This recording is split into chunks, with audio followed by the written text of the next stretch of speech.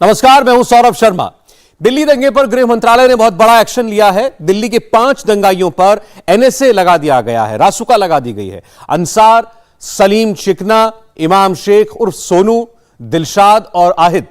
रासुका लगने के बाद इन 5 दंगाइयों पर कानून का घेरा सख्त हो गया है। यह action home minister Amit Shah के ऑर्डर पर लिया गया।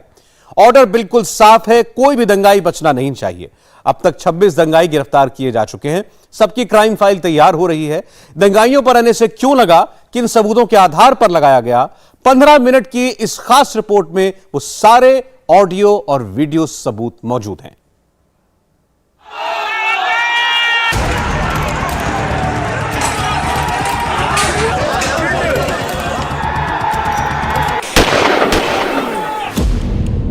एक तरफ मुसलमान,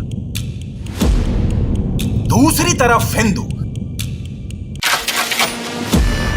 मस्जिद केंद्र बिंदु।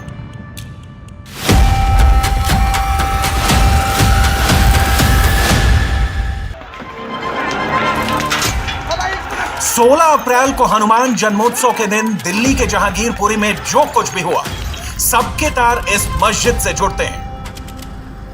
यह जहांगीरपुरी की जामा मस्जिद है। असदुद्दीन ओवैसी इसी मस्जिद की बात करते हैं। पुलिस भी इस मस्जिद की कहानी सुनाती है।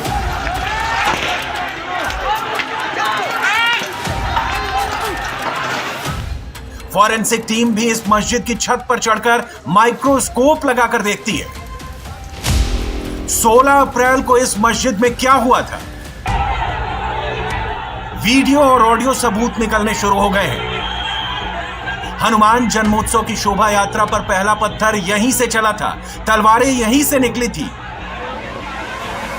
छोटा मोटा छुरा नहीं, दंगाई कमर तक लंबी तलवार लेकर तैयार थे। कहां से आई यह तलवार? दिल्ली दंगे का यह सबसे नया और एक्सक्लूसिव वीडियो है। चलिए इसको रिवर्स करके देखते हैं। एक दंगाई दौड़ कर आता है, सड़क किनारे खड़ी कार के नीचे झुकता है। दंगाई एक आंख भीड़ पर और दूसरी आंख कार पर रखता है और 3 सेकंड के अंदर वो खड़ी कार के नीचे से तलवार निकाल लेता है। सोचिए, सड़क के किनारे कार तो दिखावे के लिए पार्क की गई थी, कार के नीचे तलवार छिपा कर रखी हुई थी। दंगे में पिस्टल के अलावा तलवारों का इस्तेमाल किया गया था और ये तलवारें मस्जिद के पास छिपाकर रखी गई थीं। इसका एक ताजा सबूत, एक ताजा वीडियो इंडिया टीवी के हाथ लगा है, जिसमें देखा जा सकता है कि जो दंगाई हैं वो जैसे ही मस्जिद के पास शोभा यात्रा निकलती है, उसके पिछले हिस्से पर अचानक से हमला कर देते हैं। इस वीडियो की अगर हम बात करें, ये वीडियो जो ये सी ब्लॉक है जहांगीरपुरी का, इस मस्जिद के पास का ये वीडियो है और ये ताजा वीडियो है, जिसमें ये पता लगता है कि जिस तरीके से एफआईआर में लिखा गया है, जो शिकायत दी है पुलिसकर्मी ने, जिस तरीके से शोभा यात्रा जब यहां से निकल रही होती है तो उसका सिर्फ जो पिछला हिस्सा बचा होता है उस पर अचानक से हमला किया जाता है। और यह भी जो जांच है उसमें सामने आया है कि अंसार और उसके 4 साथी सबसे पहले हमला शुरू करते हैं और उसके बाद बड़ी भीड़ जो होती है वो शोभा यात्रा के पीछे पथराव कर देती है। लोग जो हैं वो इस सड़क की तरफ से, मस्जिद की तरफ से, और जो दूसरा ये कुशल सिनेमा है उसके सामने यहां से भागते हुए नजर आ रहे हैं। और अगर हम वीडियो के एंड में बात करें तो वीडियो के एंड में सबसे इंपॉर्टेंट चीज निकलकर सामने आती है कि एक दंगाई जो कि मस्जिद के पास खड़ा होता है, वो झुकता है, वहां पर एक सफेद रंग की कार खड़ी होती है और वो उस कार के नीचे से तलवार निकालता है और उसके बाद हमला किया जाता है। यह उस समय और उस जगह का वीडियो है जब दंगा शुरू हुआ था। जहांगीरपुरी की जामा मस्जिद से बस 50 मीटर की दूरी पर जब शोभा यात्रा कुशल चौक की ओर बढ़ रही थी, तभी दंगाई अंसार ने शोभा यात्रा में शामिल लोगों से बहस की। बहस के बाद मारपीट हुई और फिर पत्थरबाजी शुरू हो गई।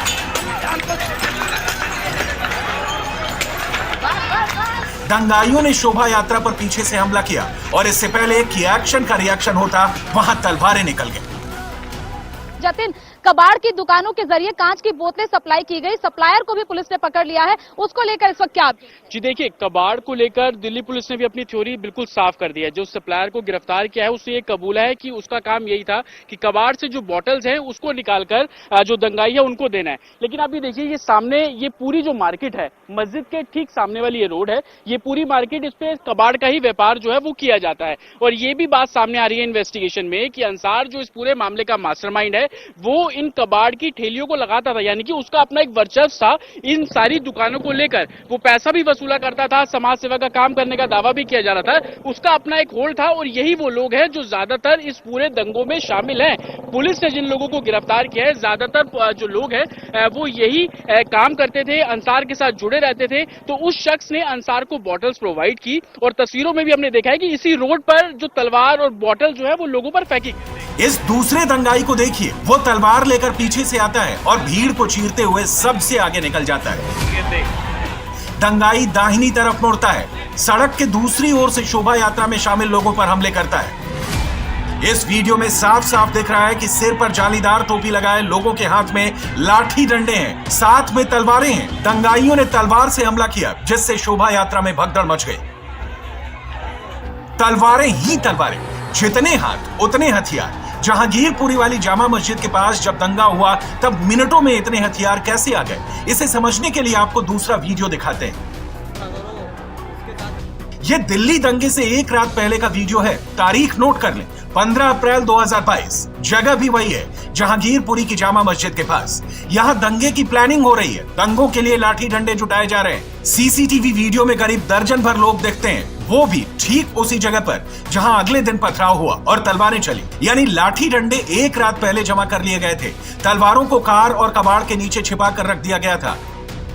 पिस्तौल और तमंचे ऐन दंगे के वक्त निकाले गए। बहुत से लोग सोशल मीडिया पर कहते हैं कि शोभा यात्रा में शामिल लोगों ने मस्जिद के आगे डीजे बजाया, भड़काऊ नारेबाजी की। लेकिन जिस वक्त दंगा शुरू हुआ उस वक्त के वीडियो सबूत बता रहे हैं कि शोभा यात्रा में उस वक्त ना तो डीजे बज रहा था, ना भड़काऊ नारे लग रहे थे।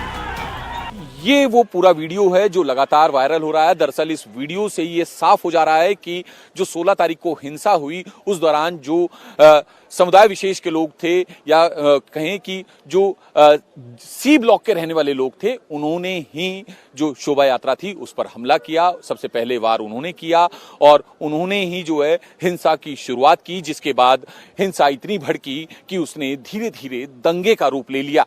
फिलहाल दिल्ली पुलिस की क्राइम ब्रांच पूरे मामले की जांच में जुटी है, क्योंकि अब जांच क्राइम ब्रांच के हाथ में है।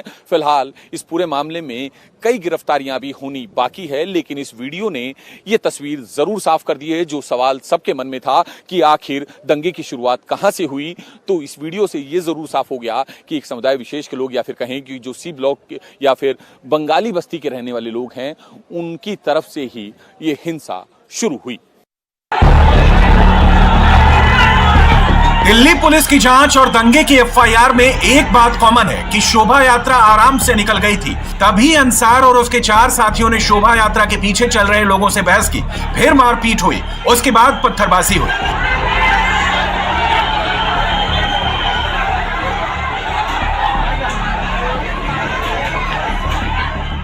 दंगे के वीडियो में भी वही बातें सामने आ रही हैं। जहांगीरपुरी की जामा मस्जिद को पुलिस इतने गौर से क्यों देख रही है?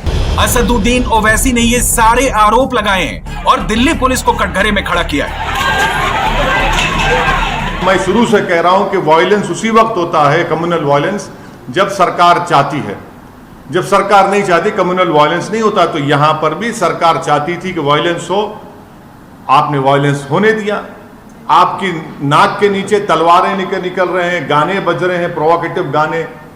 आपके सामने मस्जिद के ऊपर झंडा लगाने की कोशिश, बल्कि लगा देते हैं कई जगह पर, इस जगह पर भी लगाया गया। मस्जिद के ऊपर झंडा लगाया जाता है, वहीं से झगड़ा शुरू होता पूरा।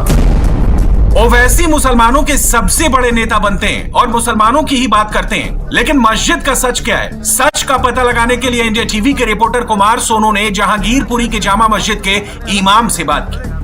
16 तारीख को इफ्तार, हमारा रोजा इफ्तार खोलने का वक्त था और जुलूस शुभ यात्रा यहाँ से निकल रही थी।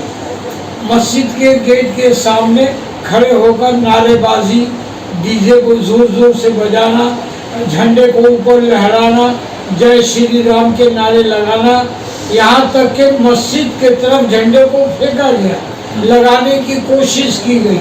हम लोग हर मुमकिन कोशिश करते रहे कि यहाँ कोई अनहोनी बात ना हो जाए, आपस का प्यार मोहब्बत बाकी रहे, लेकिन लोग नहीं माने, हंगामा शुरू रहा। दिल्ली दंगे के 100 से ज्यादा वीडियो सामने आ चुके हैं, लेकिन अब तक ऐसा एक भी वीडियो नहीं आया जिसमें मस्जिद के आगे डीजे बजाया जा रहा हो। मस्जिद की ओर से पत्थर फेंकने, तलवार निकालकर दौड़ने के वीडियो आपकी टीवी स्क्रीन पर हैं। जहांगीरपुरी में जब दंगा शुरू हुआ तो शोभा यात्रा में जिस गाड़ी पर हनुमान की मूर्ति थी उसे भी सुरक्षित बाहर निकालना मुश्किल था।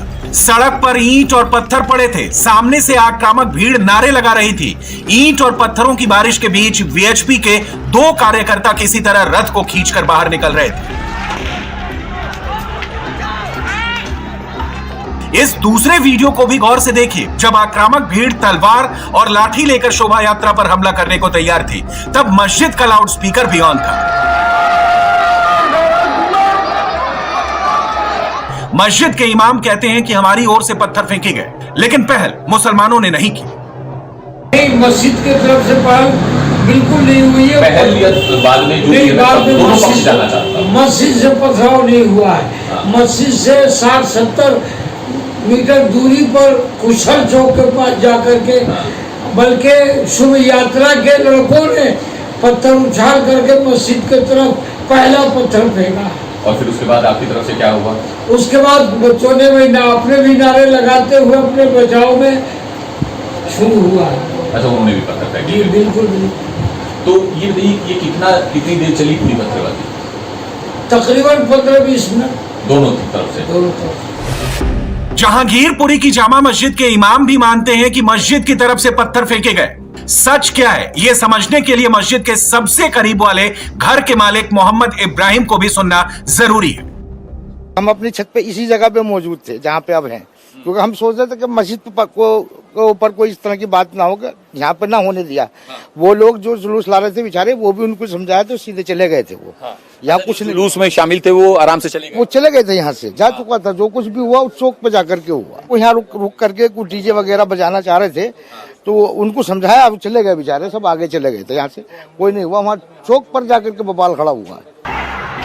दंगे को जिसने सबसे करीब से देखा उनका कहना है कि मस्जिद के आगे बवाल नहीं हुआ, शोभा यात्रा आगे निकल गई थी, बवाल पीछे से हुआ। अब रही बात मस्जिद के ऊपर भगवा झंडा लगाने की, तो इस दावे का खंडन तो खुद दिल्ली पुलिस के कमिश्नर कर चुके हैं। ये बात में तथ्य नहीं है, झंडे की बात नहीं है। झगड़ा छोटी सी बात पे अल्टरकेशन शुरू हुआ था, वो फिर इसने ये स्वरूप ले लिया। जो लोग ये कह रहे हैं कि झंडा लगाने की कोशिश की थी, तो ऐसी बात में तथ्य नहीं है। इंडिया टीवी रिपोर्टर अभय पराशर दंगे के बाद पहली बार जहांगीरपुरी की जामा मस्जिद गए थे। तब मस्जिद के छोटे गेट के अंदर कुछ भगवा झंडे जमीन पर पड़े थे, मगर एक भी झंडा मस्जिद पर, उसके गेट पर या मस्जिद की दीवार पर नहीं लगा था। अब दंगे के समय का एक वीडियो फिर से देखते हैं। एक भाईजान भगवा झंडे को सिर के ऊपर उठाकर घूमता है, फिर जमीन पर पटक देता है। दंगे के समय का यही चरित्र होता है। कौन क्या करता है, किधर पत्थर मारता है, किधर तलवार चलाता है, ये खुद दंगाई को भी पता नहीं रहता। जहांगीरपुरी सी ब्लॉक जामा मस्जिद के लाउड स्पीकर से आज शाम अमन और शांति वाली बात अनाउंस की गई। अपने इलाके में एक बात की कोई अफवाहबाजी ना करें, और अगर कोई ऐसी बात करता है तो उसे और इसके बारे में मौजूद लोगों को बताएं ताकि उसे रोका जा सके। मैं इनामुल हक सी ब्लॉक जामा मस्जिद का जिम्मेदार। जहांगीरपुरी दंगे का mastermind Ansar Delhi police crime branch की कस्टडी में है। पुलिस उससे दंगे की साजिश और दंगाइयों के राज उगलवा रही है। अंसार के मददगारों पर भी पुलिस का शिकंजा कस रहा है। दिल्ली पुलिस ने फैक्चुअल रिपोर्ट होम मिनिस्ट्री को सौंप दी है। दिल्ली पुलिस ने अब तक क्या कार्रवाई की है, क्या क्या एहतियाती कदम उठाए, इसकी डिटेल रिपोर्ट गृह मंत्रालय को दे दी गई है। दिल्ली पुलिस पश्चिम बंगाल पुलिस के भी संपर्क में है। अंसार के बंगाल कनेक्शन की कुंडली तैयार की जा रही है। अंसार का पैतृक घर पश्चिम बंगाल के दोकान गोरा हल्दिया में है। सूत्रों के मुताबिक कोरोना काल में अंसार हल्दिया में ही था। दिल्ली पुलिस ने अंसार की क्राइम फाइल तैयार कर ली है।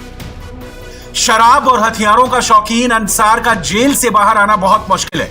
दिल्ली पुलिस फिलहाल ये जानने में लगी है कि अंसार 16 अप्रैल को सी ब्लॉक वाली जामा मस्जिद में आया था या नहीं, और अगर आया तो उसे किसने बुलाया था। यही सवाल हमने जामा मस्जिद के इमाम से पूछा। हमारे साथ जो है मस्जिद के इमाम हैं, उसी मस्जिद के इमाम हैं जिस मस्जिद के आगे पूरा विवाद शुरू हुआ।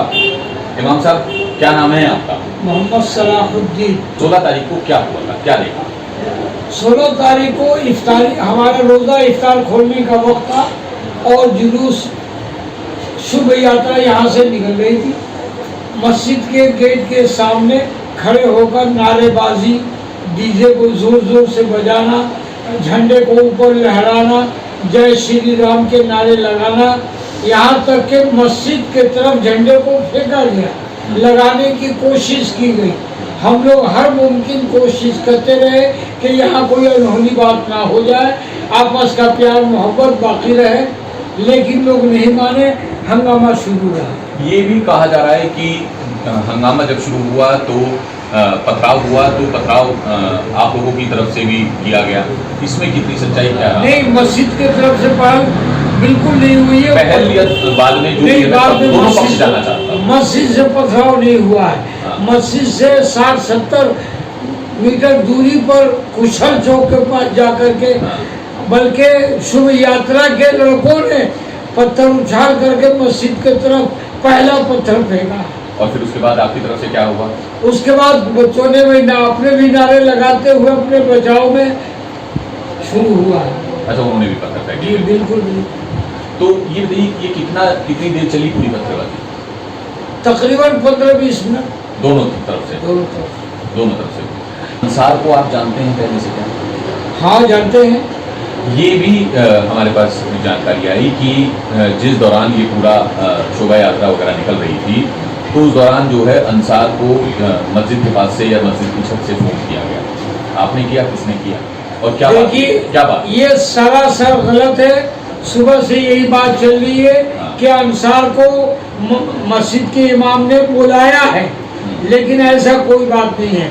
बल्कि अंसार वो लड़का है कि यात्रा वालों को समझा रहा था, बच्चों को, कि बेटे ऐसी बात नहीं करते, हरकत नहीं करते। वो हर मुमकिन अमन चैन की कोशिश रूट भी कर रहा था, वो मस्जिद तक आया भी नहीं। जहांगीरपुरी का दंगा जामा मस्जिद से सिर्फ 60 मीटर की दूरी पर हुआ। दंगे के काम आने वाली तलवारें मस्जिद से सिर्फ 20 मीटर आगे छिपा कर रखी गई थी। मस्जिद की छत से पत्थर चलाने के अभी कोई सबूत नहीं मिले हैं, लेकिन मस्जिद के आसपास की छतों पर अब भी ईंट पत्थर जमा है। जहांगीरपुरी दंगों का कुछ सच सामने आ चुका है, बाकी सच भी सामने आएगा जरूर। सोशल मीडिया पर नैरेटिव फैलाकर सच को झूठ और झूठ को सच नहीं बनाया जा सकता। सच तो सच ही रहेगा। और आपको बता दें, दिल्ली पुलिस इस वक्त सोशल मीडिया को भी खंगाल रही है। दिल्ली पुलिस को पूरा शक है कि दंगा भड़काने के लिए जो दंगाइयों की फौज खड़ी की गई, इसके पीछे की प्लानिंग और प्लांटिंग सोशल मीडिया के जरिए हुई। कुछ लोग पीएफआई का नाम ले रहे हैं, कुछ लोग किसी और का जिक्र कर रहे हैं। इस वक्त हर कैरेक्टर दिल्ली पुलिस की रडार पर है। मौलानाओं और मुफ्तियों से भी पूछताछ हो सकती है। सबके सब शक के दायरे में आ चुके हैं। एक एक वीडियो, एक एक ऑडियो की मिनट टू मिनट डिटेल खंगाली जा रही है। दिल्ली पुलिस के पास किन मौलानाओं की लिस्ट आई है, किन मौलानाओं की भड़काऊ स्पीच के वीडियो पर दिल्ली पुलिस की निगाह है, अब तक कितने वीडियोस को खंगाला जा चुका है, यह रिपोर्ट देखकर आप समझ जाएंगे कि दंगों के असली ठेकेदार कौन हैं और ये सारे कॉन्ट्रैक्टर्स कहां कहां छिपे बैठे हैं। नौजवानों, मैं तकरीबन शायद हर जुमा कह रहा हूं, वक्त आ गया, तुम्हारे से खुदा बड़ा काम लेने वाला है। एक जमाने में कुत्ते चोरों को देख 3 मई से पहले टेंशन बहुत हाई है, तो क्या भड़काऊ गैंग का प्लान भी एक्टिवेट हो चुका है? नौजवानों, बहुत गौर से एक बार फिर रिपीट मोड में सुनिएगा ये ऑडियो। आ गया, तुम्हारे से खुदा बड़ा काम लेने वाला है। ये सिर्फ एक बयान नहीं, इस बयान का एक एक शब्द बम से कम नहीं है। नौजवानों, मैं तकरीबन शायद हर जुमा कह रहा हूं, वक्त आ गया, तुम्हारे से खुदा बड़ा काम लेने वाला है। रामनवमी पर, हनुमान जयंती पर, देश के कोने कोने में जो सीरियल अटैक हो रहे हैं, क्या सब पहले से स्क्रिप्टेड हैं और इसके पीछे टारगेट पर कोई एक राज्य नहीं, क्या सीधे सीधे देश की टॉप लीडरशिप है? चाहता हूं उस बेजुबान बेलगाम घोड़े को। 24 घंटे के भीतर अचानक ऐसे वायरल वीडियोस की बाढ़ आ चुकी है। मुस्लिम मोहल्लों में सबके मोबाइल पर भड़काऊ टेप क्यों बजने लगा है? मरने और मारने वाला टोन क्यों सुनाई देने लगा है? हालत से नहीं बदलेंगे। हमको पागल समझ बैठी है हुकूमत। पागल है हम, निभांस के पागल है। कुछ तो अपना जज्बा भी दिखाना है हुकूमत के सामने, अपनी ताकत भी तो बताना है। तो हौसले पैदा करो, हिम्मत पैदा करो, जुर्रत पैदा करो, दिलों से बुज़दिली निकालो, दिलों से खौफ निकालो, दिलों से डर निकालो। ऐसे वायरल वीडियोस के तार दिल्ली के जंतर मंतर से भी जोड़े जा रहे हैं, क्योंकि ये सिर्फ संयोग नहीं हो सकता कि दिल्ली में दंगे से ठीक पहले पीएफआई की पॉलिटिकल विंग एसडीपीआई का एक वीडियो वायरल होता है। दिन में अंजाम भुगतने की धमकी दी जाती है और शाम होते होते जहांगीरपुरी में दंगे भड़क जाते हैं। पहले आप जंतर मंतर का ये वायरल वीडियो देखिए। ये हम आपको भारत सरकार से मांग करते हैं कि इन आतंकवादी जो तंजीमें हैं उन पर बैन लगाए, जैसे आरएसएस है, जैसे बजरंग दल है, विश्व हिंदू परिषद है और बहुत सारी तंजीमें जो हिंदुत्ववादी ये भारत के अंदर अमन चैन खत्म करने की कोशिश कर रही है।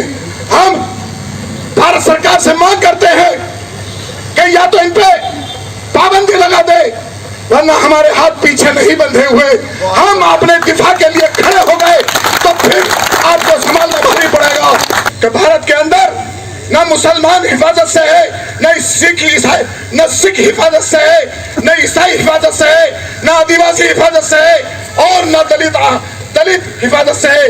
मैं आप लोगों के माध्यम से एसडीपीआई के बैनर से मैं ये मांग करता हूं भारत सरकार से और सुप्रीम कोर्ट से कि या तो इन आतंकवादियों पे बैन लगाए, वरना फिर हमारी अपने बचाव के लिए जो हम कोशिश करेंगे उसके लिए भारत सरकार जिम्मेदार होगी। मैं हुकूमत को साफ साफ कहना चाहता हूं, तुम्हारा जुल्म सर चढ़कर। धमकी सुनी आपने, देश में तेवर देखे आपने, दावा करते हो कि ये देश मेरा है। हमारी गली में अगर ये सब सिर्फ दिल्ली के लिए था, मैं बोला खामोश, ये यूपी नहीं कर्नाटक जेल में डाल दो। तो देश के बाकी हिस्सों के लिए कौन से प्लान पर काम चल रहा है?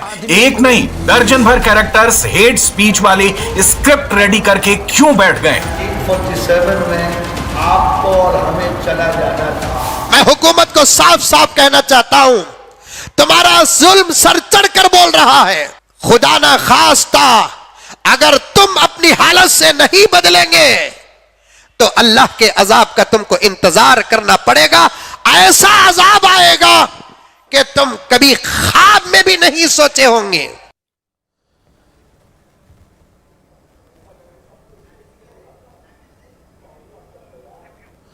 कुछ किरदार अभी आपने देखे हैं, ऐसे ही और बहुत सारे कैरेक्टर हैं जो दिल्ली पुलिस की रडार पर हैं। इनमें से क्या किसी का कोई तार दिल्ली के जहांगीरपुरी दंगों से जुड़ रहा है? क्या इनके इन भड़काऊ भाषणों का असर उस भीड़ पर था जो जहांगीरपुरी में 16 तारीख को हनुमान जयंती के उस शोभा यात्रा में निकली थी? इन तमाम सवालों के जवाब दिल्ली पुलिस जल्द ढूंढ निकालेगी। आपको बता दें, सख्त कार्रवाई करते हुए ऐसे कई किरदार ढूंढे जा चुके हैं। कई आरोपी पुलिस की गिरफ्त में हैं और उन पर अब रासुका लगाने की भी तैयारी है, यानी सख्त से सख्त कानून के तहत दंगाइयों पर कार्रवाई होगी। ये गृह मंत्री का सीधा आदेश है कि इस बार कार्रवाई ऐसी होनी चाहिए जो मिसाल बने। और उसी के बाद अब पीएफआई का भी नाम लिया जा रहा है। बहुत सारी तकरीरें जो हैं वो खंगाली जा रही हैं कि क्या इनमें से भी किसी ने उस रोज दंगाइयों को भड़काया था। एक जमाने में कुत्ते चोरों को देखकर भौंकते थे, आप शरीफों को देखकर भौंक रही हो। बोला खामोश, ये यूपी नहीं कर्नाटक।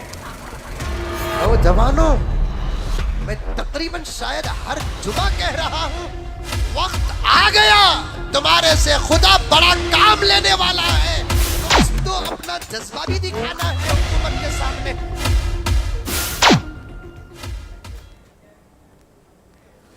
तो फिर आपको बता दें कि दिल्ली पुलिस इस वक्त दिल्ली के दंगों को सुलझाने के, उसके सभी आरोपियों तक पहुंचने के बहुत करीब है। बहुत सारे वीडियोस, अब नए वीडियोस भी सामने आ चुके हैं।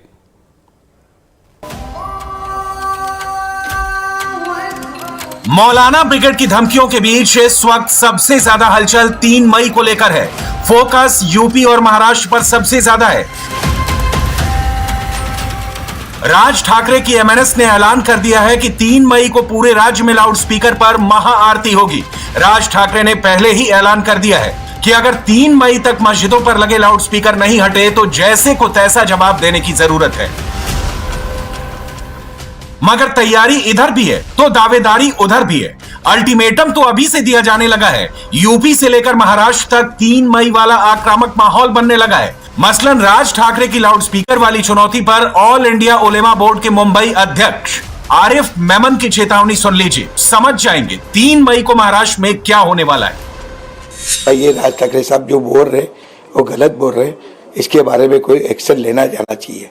वो बोलते उनके हिसाब से गलत बोल रहे, खाली उससे अफसाना एक मुद्दा मांगता है, मुद्दे के हिसाब से बोल रहे, गलत बोल रहे। अभी आप उसको राज ठाकरे साहब घुमा फिरा के राजनीति करना चाहते तो मैं कुछ बोल नहीं सकता। हम ये चाहते हैं कि ये जो 3 तारीख तक ऐलान किया कि 3 तारीख तक मस्जिद के अंदर से भोंगे हटाए जाएंगे, ये गलत अल्फाज है। वो तो अपने स्टैंड पर कायम है। उनका कहना है कि 3 तारीख तक सरकार फैसला ले, नहीं तो मनसे के कार्यकर्ता खुद भोंगे उतारेंगे, लाउड स्पीकर निकालेंगे। तो ये अगर वो करेंगे तो फिर हमारा उलमा बोर्ड भी अल्लाह चाहे तो इसके बारे में भी एक्शन लिया जाएगा कि कोई भी कौम, एक उलमा बोर्ड नहीं, कहीं ऐसी मुसलमान कमेटी है, सब आगे जाके बढ़ेंगे। ऐसा माइक तो हटाने का सवाल ही नहीं उठता है, ना उठेगा। अल्लाह चाहे तो इंशाअल्लाह हटेगा नहीं, अल्लाह चाहे। न राज ठाकरे पीछे हटने वाले हैं, न मुस्लिम समुदाय ही सरेंडर करने वाला है, यानी टकराव कंफर्म है। और इस आग में घी डालने का काम कर रहे हैं भड़काऊ मौलानाओं के वायरल वीडियो, जो हर मोबाइल पर तेजी से पहुंचने लगे हैं। हमारे वतन में बड़ा अच्छा लोगों ने एक रास्ता ढूंढ लिया है, जिसकी भी सियासी कुर्सी खतरे में हो वो मुसलमानों के कंधों पर पांव रख के खड़ा हो जाए और मुसलमानों के खिलाफ बकवास करने लगे। बस वो समझता है कि उसकी कुर्सी बहाल हो जाएगी और सियासी नैया डूबने से बच जाएगी। यही हालात दिखाई दे रहे हैं। न कोई तहकीक करना, न मुजरिम को सही ढंग से पकड़ना, बस जो दिल में आए बस घर गिरवा दो, जेल में डाल दो, बगैर किसी तहकीक के आदमी को मुसीबत में मुब्तला कर दो। यही सब आजकल चल रहा है। ये सियासी जमातें हिंदुस्तान में, हिंदुस्तान के अंदर हिंदू मुस्लिम के नाम पर कोई बड़ा हिंसा कराना चाहती हैं, कोई बड़ा दंगा कराना चाहती हैं। भारत की धरती को, भारत के पुत्रों के खून से रंग देना चाहती हैं जब सियासी जमातें। महाराष्ट्र में 3 मई वाले संभावित तकरार के बीच यूपी में योगी ने कड़ा रुख अख्तियार कर लिया है। रमजान के बाद ईद और अक्षय तृतीया जैसे त्योहार आने वाले हैं। दोनों पर्व 3 मई को संभावित हैं, इसलिए यूपी में योगी सरकार अभी से सख्त है। मगर देश के अलग अलग हिस्सों में मौजूद हेट फैक्ट्री में बैठे स्क्रिप्ट राइटर्स अभी से यूपी के लिए भी नई स्ट्रेटजी पर काम शुरू कर चुके हैं। मसलन मुरादाबाद के सईद काब रशीदी को सुनिए। ये अपने भाषण की शुरुआत में अच्छी बातें करते हैं, मौजूदा हालात पर फिक्रमंद भी दिखते हैं, मगर मौका मिलते ही अपनी तकरीर में बहकाने और भड़काने का डायलॉग फिट कर देते हैं। आप भी सुनिए। आप अब समझिए कि भारत में पिछले 10 दिनों में तकरीबन इस देश के 10 सूबों से जो तस्वीरें सामने आई हैं, जो सूरत हाल, जो वीडियो सामने आई हैं, मुल्क में जो चीज़ें पैदा की गई हैं, वो इस देश के मुस्तकबिल को लेकर के कुछ बहुत बड़े सवालात पैदा करते हैं। पिछले 10 दिनों में रामनवमी के त्यौहार के मौके पर इस देश के 10 राज्यों में जो कुछ किया गया, वो मुल्क की जमहूरी निज़ाम पर बहुत बड़ा बदनुमा दाग है। न तो आपको कहीं जाना है इस मुल्क को छोड़ करके, न मुझे इस मुल्क को छोड़ के कहीं जाना। अगर छोड़ के जाना होता तो 1947 में आपको और हमें चला जाना था। ये सब गीदड़ भपकियां हैं। आप इन गीदड़ भपकियों से मायूस मत हो। जो जुलूस लेके चलते हैं ना, ऐसा नहीं है कि तनाव वाले हालात के बीच भड़काने और बहकाने वाला वीडियो सिर्फ मौलानाओं के ही फैल रहे हैं। अब तो मुस्लिम धर्मगुरु भी सेम स्क्रिप्ट पढ़ने लगे हैं। एग्जाम्पल के तौर पर दिल्ली की फतेहपुरी मस्जिद के शाही इमाम मुफ्ती मुकर्रम अहमद गुसोनी ने कह दिया। इनके मुताबिक रामनवमी के जुलूस में जो भीड़ सड़कों पर निकली, उनमें पहले से ही शरारती तत्व शामिल थे। मुफ्ती साहब कहते हैं कि पत्थर भी राम का नाम जपने वालों के ही हाथ में थे। दूसरे पक्ष ने तो सिर्फ अपना बचाव किया और सरकार ने उन्हीं पर बुलडोजर चलवा दिया, जबकि देश के अलग अलग हिस्सों में दंगों में शामिल दंगाइयों का सच मुफ्ती साहब के दावों के बिल्कुल उलट है। रामनवमी का जुलूस निकला अभी 3-4 दिन पहले, बहुत नफरत ही नफरत। जो जुलूस लेके चलते हैं ना, वही लोग शरारतियों को लेके चलते हैं, उन्हीं का ही प्लान होता है। भैया तू जाइयो तो वहां दो पत्थर फेंक दीजो, सब तैयारी लेके चलते हैं वो लोग। अगर किसी ने किसी के घर पर हमला कर दिया और इस बेचारे ने बचाव करने के लिए 2 पत्थर फेंक दिए या डंडा उठा लिया, तो सरकार क्या करती है? बुलडोजर लगा के मकान गिरा दो।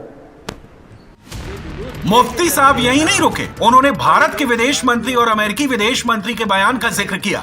भारत में मानवाधिकारों के हनन वाले मुद्दे पर अमेरिका को भारत के 2 टूक जवाब की वाहवाही तो की, लेकिन अगले ही पल अपने ही देश के विदेश मंत्री को कटघरे में खड़ा करके विदेशी ताकतों के नैरेटिव को पुश कर दिया। अमेरिका के मंत्री ने कह दिया कि हिंदुस्तान में ह्यूमन राइट्स का वायलेशन बहुत हो रहा है, मानव अधिकारों का हनन बहुत हो रहा है, अमेरिका को बहुत तशवीश है। हमारे मंत्री कहने लगे हमें भी बहुत तशवीश है, अमेरिका में हनन बहुत हो रहा है। लेकिन मंत्री जी से मैं कहूँगा, जब आप अमेरिका के मानव अधिकार को देख रहे हैं, कृपा करके भारत में भी तो मानव अधिकार देख लो भैया। आपकी दूरबीन तो अमेरिका में देख रही है ना, तो वो दूरबीन लगा के यहां भी देख लो ना कहीं। जिसके पास कुछ ही नहीं अब सईद मेराज रब्बानी साहब को सुनिए। रिपोर्ट्स के मुताबिक इनका ताल्लुक कर्नाटक से है। अगर तुम्हें कोई गाली दे रहा है, तुम्हें कोई मार रहा है, तुम्हारे साथ कोई बदतमीजी कर रहा है, इनके YouTube अकाउंट का लोकेशन सऊदी अरब है। इनका आखिरी वीडियो 5 दिन पहले अपलोड हुआ था, मगर अचानक कुछ ऐसा हुआ कि अब इनके भी पुराने वीडियो नए तरीके से परोसे जाने लगे। वीडियो में हिंदू खतरे में है वाला तड़का लगाकर एक मोबाइल से दूसरे मोबाइल तक पहुंचाया जाने लगा है। सऊदी अरब के अंदर इतने गैर मुस्लिमीन हिंदू रहते हैं, इनको कोई खतरा नहीं, बिंदास हैं। रहते कि नहीं बोलो? कभी किसी को कोई तकलीफ, लेकिन इन्हें बेचारों को अपने मुल्क में तकलीफ है? यहां हिंदू खतरे में नहीं, सऊदी अरब में मुसलमानों के दरमियान रहते हुए, लेकिन वहां 100 करोड़ भारत के अंदर हिंदू रहते हैं। वो चिल्लाता है कि यहां हिंदू खतरे में। सोचो, अपने मुल्क में खतरे में, मुसलमानों से खतरे में, 20 करोड़ मुसलमान उससे खतरे में। इसका मतलब यह है कि इसके पास कहानी यहीं खत्म नहीं होती। मौलाना साहब के वीडियो में और भी बहुत कुछ है। जानबूझकर उसका सिलेक्टिव हिस्सा वायरल कराया जा रहा है और मुस्लिम मोहल्लों में सबकी डिलीवरी हो रही है। हिंदुस्तान की धरती पर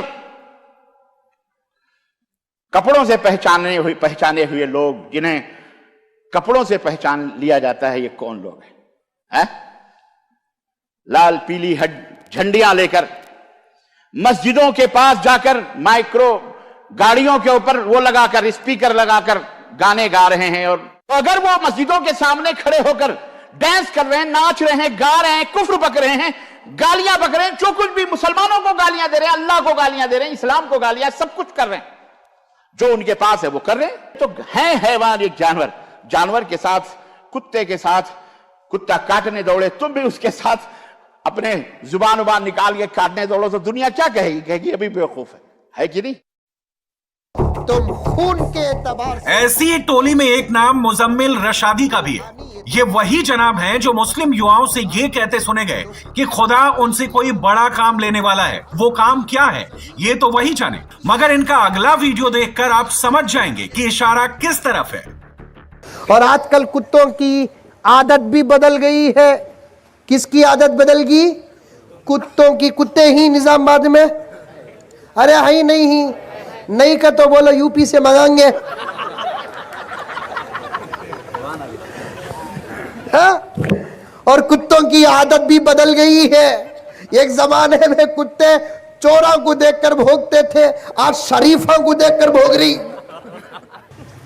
जमाना बदला, कुत्तों का मिजाज बदला। हमारी गली में मंजे भी एक कुत्ता देखकर रात को 3:30 बजे भौंक गया। मैं बोला खामोश, ये यूपी नहीं कर्नाटक। मुजम्मिल रशादी के ऐसे एक नहीं दर्जनों वीडियो सोशल मीडिया पर घूमने लगे हैं और हर वीडियो में मोदी सरकार के खिलाफ एजेंडे की बू आ रही है। बहकाने भड़काने वाला प्रोग्राम एक्टिव है। तुम सिर्फ मुसलमानों के पीछे पड़े हो। हम गुनहगार सही, लेकिन उसको मानने वाले हैं जिसके कब्जे में सारी कायनात है। हम गुनहगार सही, उस नबी से मोहब्बत करने वाले हैं जिसके सदक़े में सारी कायनात बनी है। ये जुमले तुम मानो के ना मानो, ये हकीकत है। और आजकल हुकूमतें इस्लाम के ऐसे अहम इशूज पर आवाज उठा रही है जिसके जवाब में मुसलमान जवाब दे या ना दे, अल्लाह का अजाब जवाब देगा। इंडिया टीवी हर वक्त हर जगह डाउनलोड करने के लिए सर्च करें India TV news Google play store या ऐप स्टोर पर।